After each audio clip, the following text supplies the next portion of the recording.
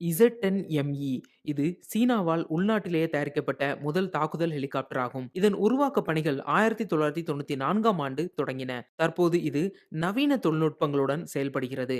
பகலோ, இரவோ, பனிமூட்டமோ, தெளிந்த வானமோ இந்த ஹெலிகாப்டர் துல்லியமாக தாக்கும் என நிபுணர்கள் கூறுகின்றனர்.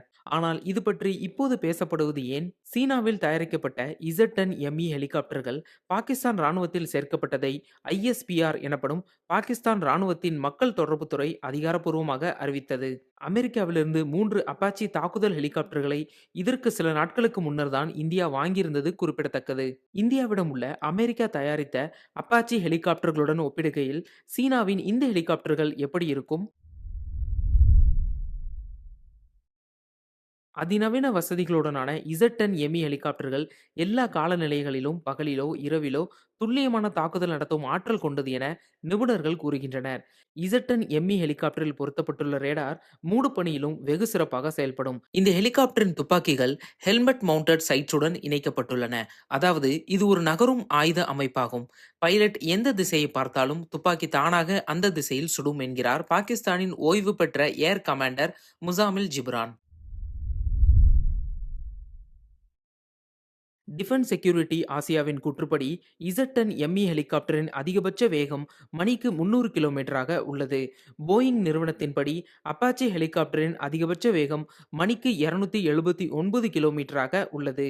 இருப்பினும் சீரான பறக்கும் வேகத்தை பொறுத்தவரை அப்பாச்சி சிறப்பாக செயல்படுகிறது.